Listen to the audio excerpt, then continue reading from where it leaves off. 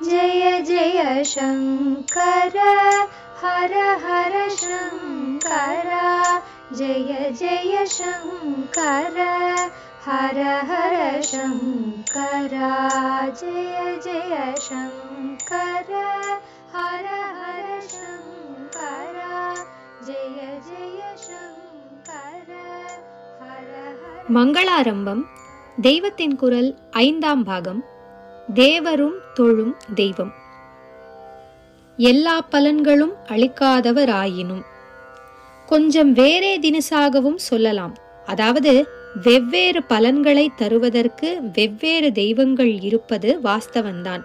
விக்னேஸ்வரர் சர்வ சக்தர் ஆனாலும் கூட எல்லா பலன்களையும் தாமே அளிப்பது என்று வைத்துக் கொள்ளாமல் விக்னத்தை போக்குவது என்ற ஒரு பலனை மட்டுமே தாம் அளிப்பவராக இருந்து கொண்டு மற்ற தெய்வங்கள் அதற்கென்று விதித்திருக்கிற பலன்களை கொடுக்கும்படியாக விட்டுவிடுகிறார் என்றும் வைத்துக் கொள்ளலாம். ஏனென்றால் இவருக்கு சொன்னது மற்ற தெய்வங்களில் சிலருக்கும் பொருந்துவதுதான். அதாவது அந்த தெய்வம் ஒவ்வொன்றை குறித்த புராணத்திலும் ஆகம தந்திரங்களும் அந்த தெய்வத்தையே சர்வ சக்தி வாய்ந்த ஏகம் பரம் என்று சொல்லி இருக்கிறது. இது சத்தியம்தான். இருக்கிற ஒரே பரமாத்மாதான் இப்படி பல தெய்வங்களாகி இருக்கிறது. அதுவேதான் நாம் எல்லாராகவும் கூட ஆகியிருக்கிறது.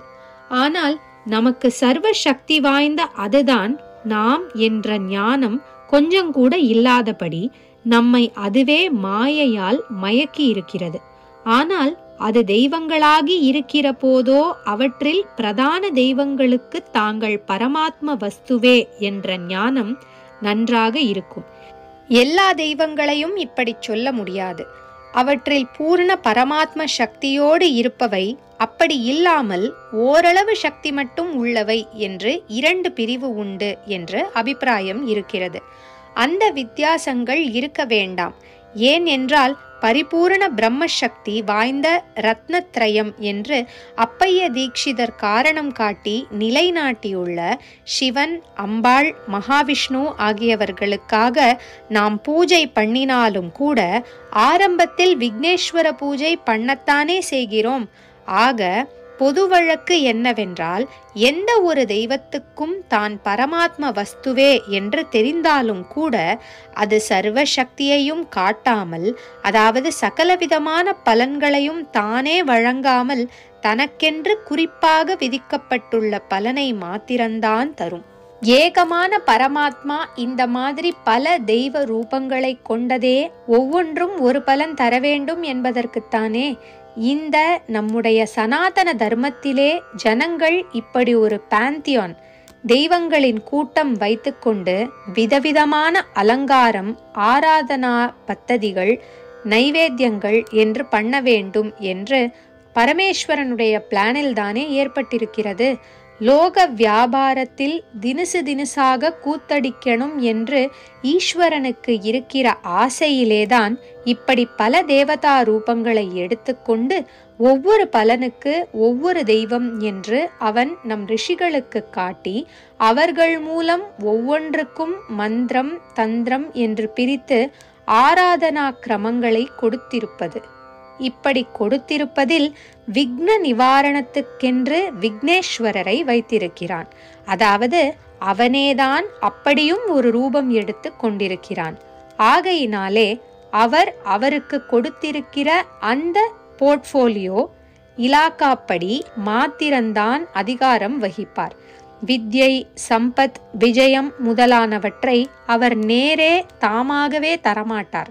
அதற்கான தெய்வம் அந்தந்த பலனை கொடுத்துவிட்டு போகட்டும் என்றே விட்டுவிடுவார் என்றும் வைத்துக் கொள்ளலாம். இப்போது தத் ஹேது நியாயம் அப்ளை ஆகுமா? ராஜாங்கத்தில் ஒரு மினிஸ்ட்ரி அமைக்கிற போது ஒருத்தர் ஃபைனான்ஸ், ஒருத்தர் மராமத்து, ஒருத்தர் போலீஸ் என்றெல்லாம் பொறுப்பு கொடுக்கிறார்கள். எவருக்கும் எந்த இலாக்காவும் வகிக்கிற யோக்கியதை இருக்கலாம். அல்லது ஜனநாயக செட்டப்பிலே எதிலுமே இல்லாவிட்டாலும் எதுவானாலும் தெரிந்தா மாதிரி எடுத்துக்கொண்டு ஒரு மாதிரி ஒப்பேற்றி விடலாம்.